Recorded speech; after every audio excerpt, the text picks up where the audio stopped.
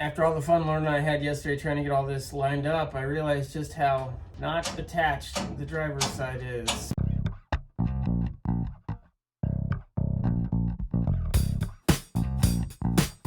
On today's 11th episode of the Chambler Build series, I'm going to introduce you to my CAD program, or cardboard aided design. I'm also going to show you little snippets of my wonderful welding ability after not really welding anything in 20 years. So you definitely want to stick around for that. Without any further ado, let's get to it.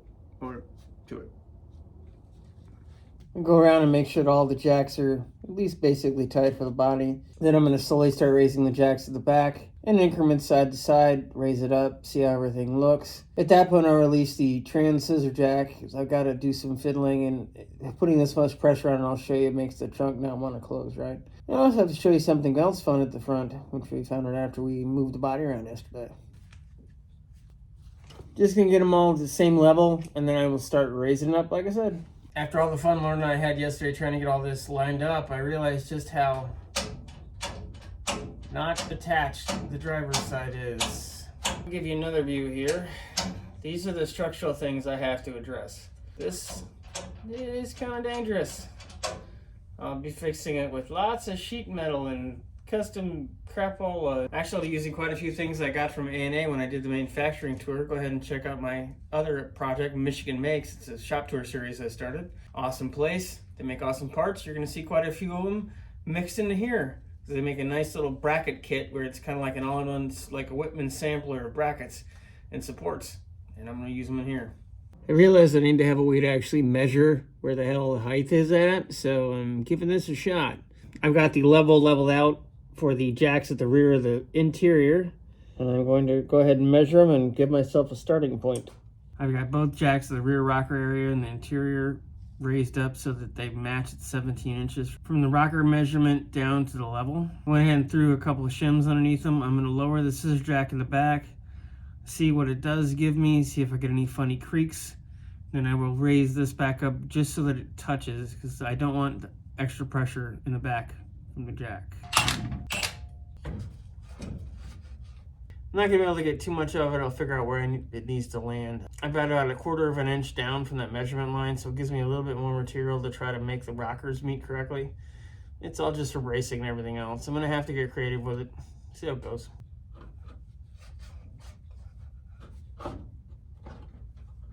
With both these being even out, I should be able to put it just a gentle amount of pressure back up on it. It should be fine. I don't want the body to get all funny and twisted. I'm gonna go ahead and check at the rear stanchions I made and see if I've got any extra tweaking or any extra movement, or if they've settled. I just checked the shims in the back cross brace, adjust them as I needed to, make sure they were good. I'm gonna go ahead and raise this back up gently, see where I'm at, check the level which I brought back here, go from there. I'm gonna go ahead and grab a 1/2 inch drive ratchet. I don't want to go too crazy with the impact.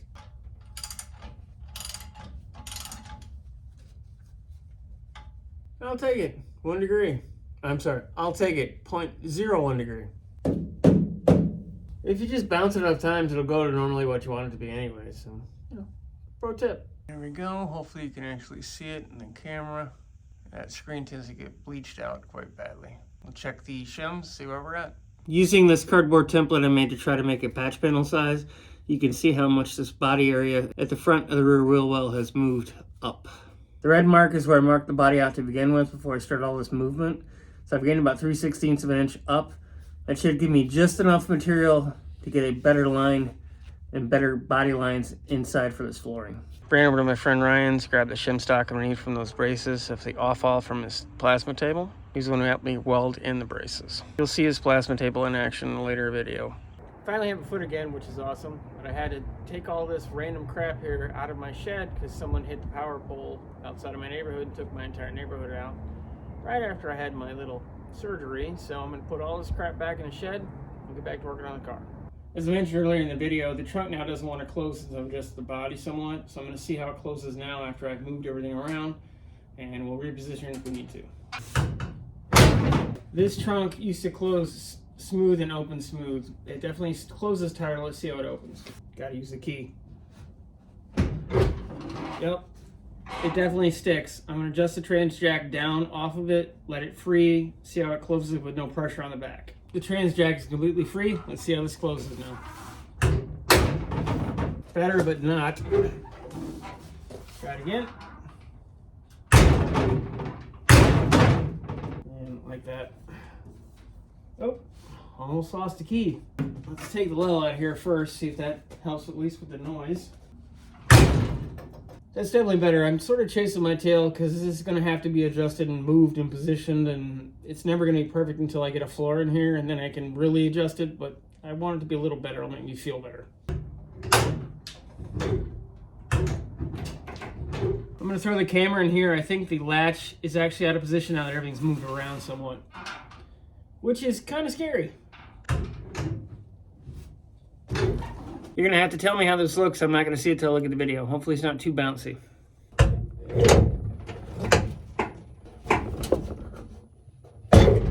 Well, what'd you see? Come on, let me know. Can't do this by myself. Well, actually I am, but you know, in theory, you're here with me. That actually is getting better. I'm going to go ahead and review the video, which is probably shaking right now. Oh, earthquake. And see how this looks. At least this is better, and it will keep getting better as I reposition things and actually make this not complete junk on the shims. These are the feet that we shimmed that I was talking about with Lauren in the back of the vehicle when we were trying to figure out what height we were going to do that. I've since raised them up, and I'm going to go ahead and start making shims for it so I can tack weld everything in place. So I can start doing CAD again and get the pieces cut I need to start making floor. I'm getting an average measurement about 290 to 305 thou from the top of the plate. I'm going to measure the plate thickness, subtract that, and start making shims. I'm going to do the same thing for the passenger side. I went through the scrapper off from my friend Ryan's plasma table that he gave me. This is likely going to be my best bet. It is 12 gauge, it's about 100 thou thick. I can double stack this as shims. I'm also going to be able to use this stuff to reinforce some of the areas in the vehicle that he creatively destroyed. I had to go to Alroy anyway to get some more steel, so I went ahead and grabbed some 3/16 thick plates. I'm going to use the plasma table off-all scrap to make up the difference. The main reason I went to Alroy was to grab another piece of this 3x1 14 gauge wall tubing. I'm going to use this to reinforce the body and frame connection. I'll show you when I get to that point. I'm going to go ahead and cut 2 pieces of shim stock out of this thinner plate, a little smaller than the bigger plate, so I have a little bit more wiggle room for welding.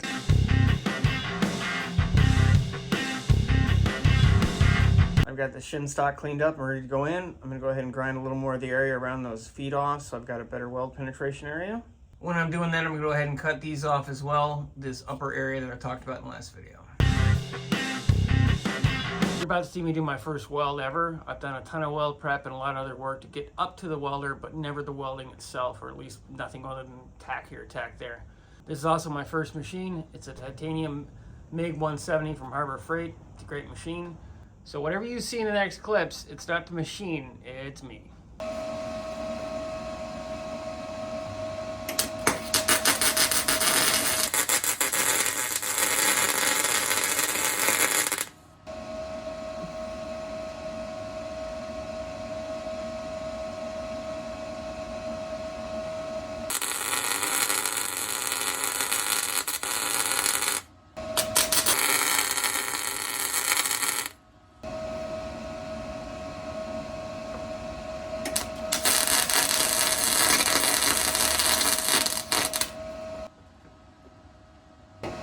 Definitely got this not right.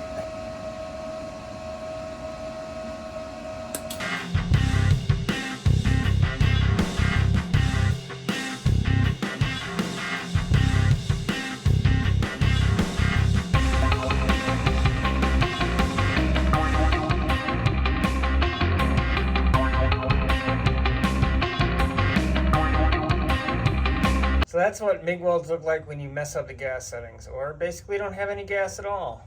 And that's what they look like when you have the proper gas settings and you still really just don't know how to weld yet. Structural, yes. Correct, no. But the bars are still level, which is the important part, and this isn't going to go anywhere, which is the extra important part.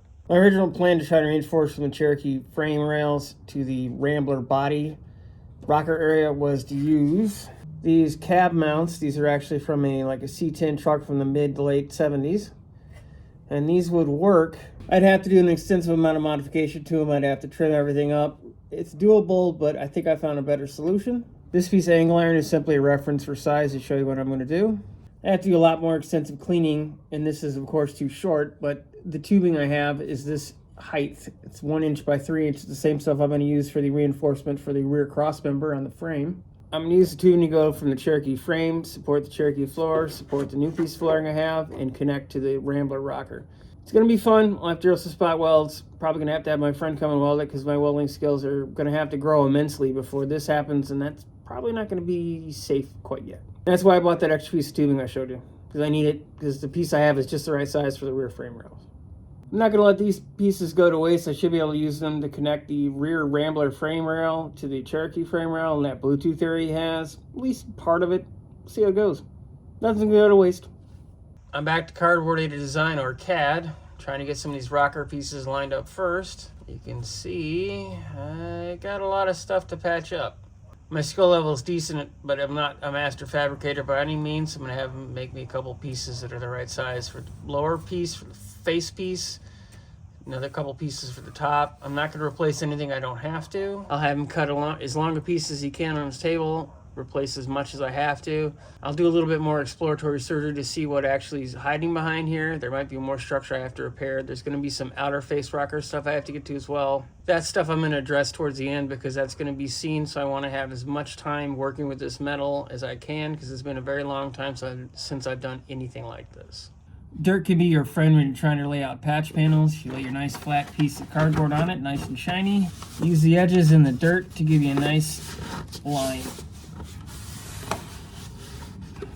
Then you cut it out in this fold and you have a pretty close representation of what you need. I always try to go a little bigger, just err on the side of caution, not too crazy.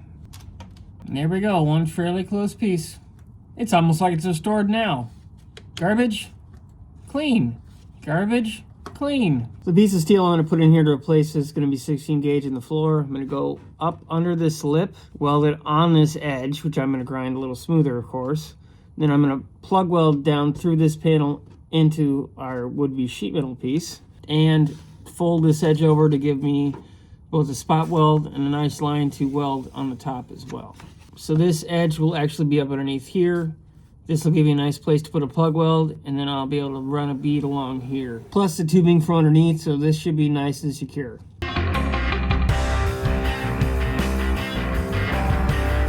This is what it's going to look like underneath. Tuck it up underneath this brace, which was for the seat mount, up onto the floor. I might even be able to weld it in here if I'm feeling froggy. At least I can seam seal it. Should give me just enough space to get that nice piece of tubing in here. I'll be able to carry this patch panel width all the way back to this brace. At that point, I'm going to have to likely make another piece because it's going to get much wider. And I don't think I'll be able to get all this out of one piece. And the driver's side floor templates are in and done. I'm going to have to do a couple more measurements for those rocker panels.